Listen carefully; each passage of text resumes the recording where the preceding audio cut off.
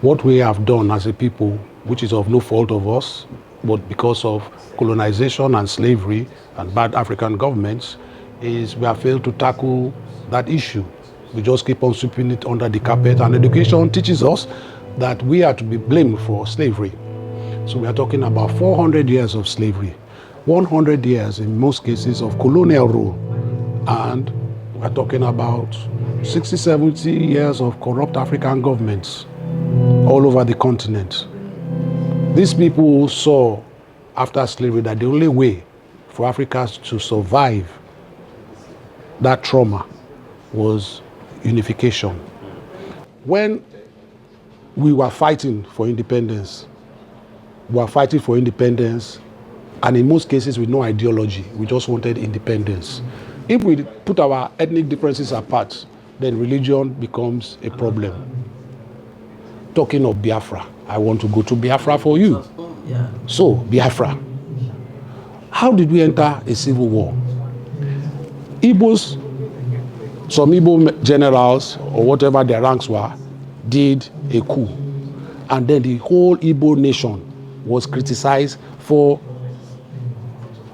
these Igbo generals that planned the coup to kill some Yoruba and some Hausa people.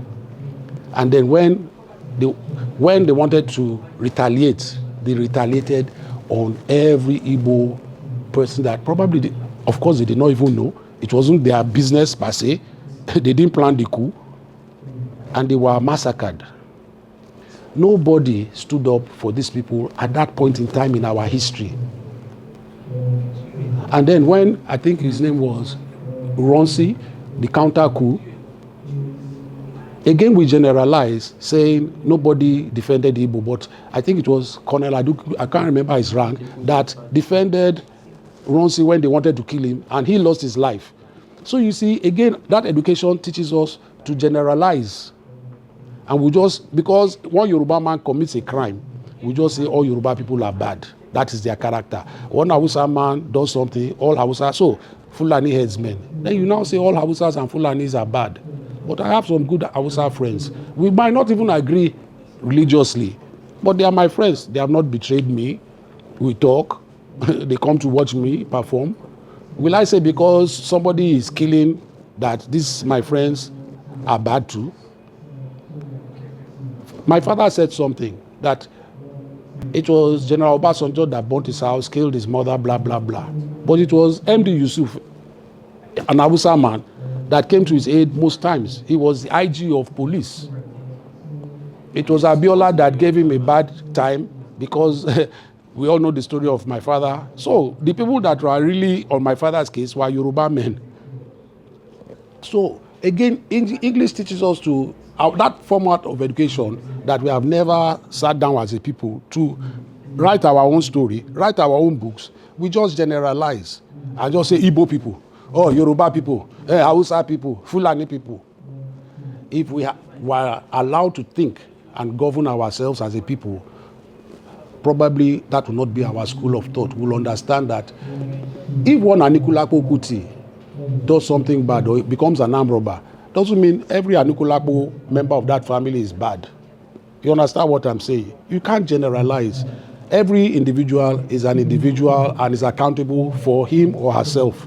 And that is the same tactics Europe and America use on us as a people, as Nigerians.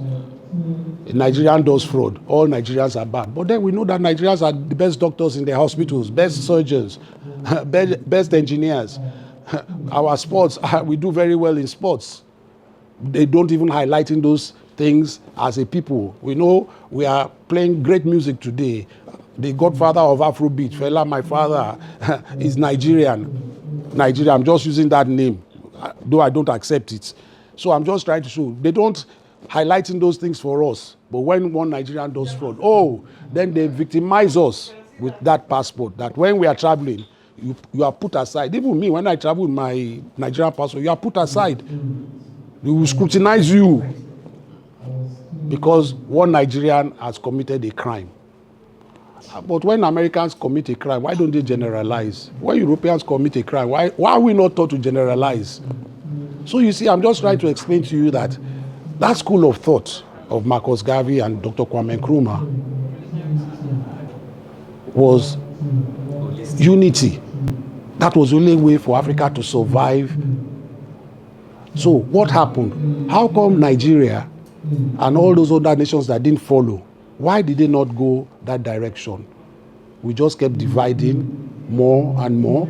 Even Nigerians have fought for South Africa. We are not friends. As a Nigerian, I can't go to South Africa with my Nigerian passport. I have to seek a visa. But if I go with my British passport, I'm given 3 months or 6 months entry. They don't question me as a British citizen. But if I go with my Nigerian passport, I must go and get a Nigerian visa. So where is the brotherhood or sisterhood on this continent? Where is that? Where is that at that point in time in our history when we knew that we must be united? How did it die? What made it die? Who are the people that sabotaged that school of thought? Then the whole Igbo nation, that political play is blamed on the Igbo house help, the Igbo driver, the Igbo farmer, who is minding his business with his family farming. Then you now kill them, and then they were massacred. Then they are not, when this happens to them, they don't have a right to now draw back and say, no, we are being victimized here. Even if, let us assume again, since we are not there, we are assuming, and we are trying to find, how did we get so bad? Those people that, now, before the Civil War, you mean there was no way anybody could have sat down, the Awolowos, the Nnamdi Azikiwes, and all these people. Because when you read some books, they all said that it was they were egocentric. General Ojukwu and Gowon had their differences, and they never wanted to agree. According to many books, even Chimwa Achebe, when you read his book, he even says so too. So, was it ego that was playing with the lives of people at that time, that none of them knew that if this war happens, we are going to lose our brothers and sisters. A lot of people will die. So, what happened to We Are One? What happened to the OAU? What happened to, these were the things that motivated us then. Okay, let's now look at Oduduwa. If Oduduwa happens, you believe that the Yoruba nation that is divided Muslim and Igbo will not fight one day and say, okay, you have had a Muslim Yoruba man as head of state. It's time for a Christian. We are going to go back to square one again. You think the Igbos will unite? Even the Igbos already are divided because those in Cross River are saying, no, we don't want to be part of Biafra. Where has that been that, where did we lose that unifying factor? Because when you now end up in war, as we did see in the Civil War, they will sell you the guns and bombs. You will kill yourself. They already believe we are overpopulated. So they will sell you the guns and bombs. You will kill yourselves. Then when you are all quarter to finish, when you are left with a quarter of you, they will now send you aid. They will take over your nation. You will now need to borrow. It's the school of thought. That is the best way for this nation to go. So who shouts war? The young people who don't know the gravity of war. Who don't even know pain. Let me give you a dirty slap and you will see. That's not even a bullet. When I give you, can we try it now? No. Let me try and slap you now. So you see, you are not. So everybody wants. But you see, I have been fortunate to have grown up as a young boy, witnessing Operation Wete. We grew up at that time. I was about 7 or so, but Nigeria was in pandemonium then. The West, Awolowo and Akintola, so much was going on. The Muritala coup, so much has gone on. But everything that has gone on since that independence that Oyinbo gave us has not been about that uniting factor.